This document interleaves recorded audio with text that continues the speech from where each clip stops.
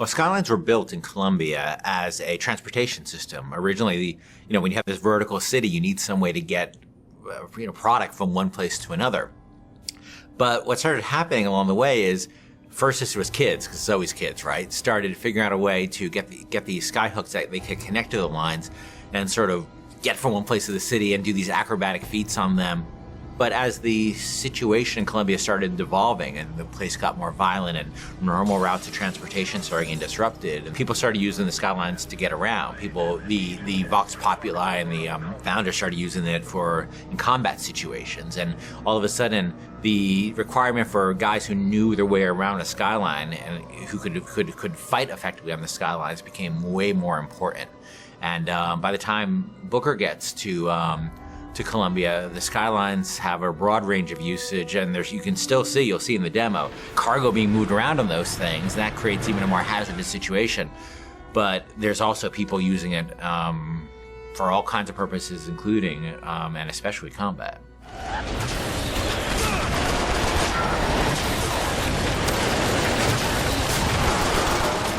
One of my big frustrations in working on BioShock 1 is we had the ocean, but it was really just a piece of art. We never really dealt with, what it was like to fight at the bottom of the ocean in any meaningful way. And in Infinite, we wanted you to be in the sky. We wanted the visuals, obviously, of that, which I think are really great.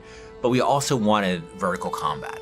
And we played around with lots of ideas for using flight and stuff like that for a while. But in the end of the day, to me, the experience of being on a plane versus the experience of being on a roller coaster is a very different experience.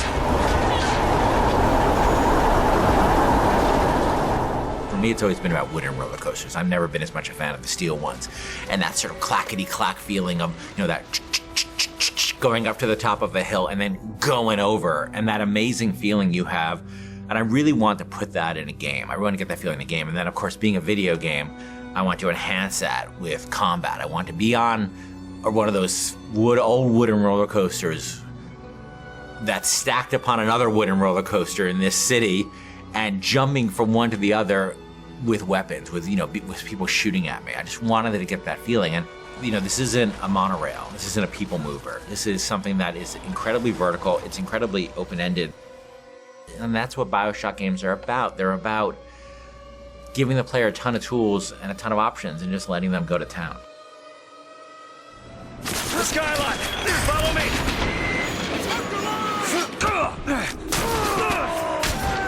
To tell you the truth, it took a long time to get it right, but I think we're really at the stage now where it feels just great. And it looks awesome, and it feels awesome. And it's one of our biggest challenges on Infinite, and I think we're really getting there.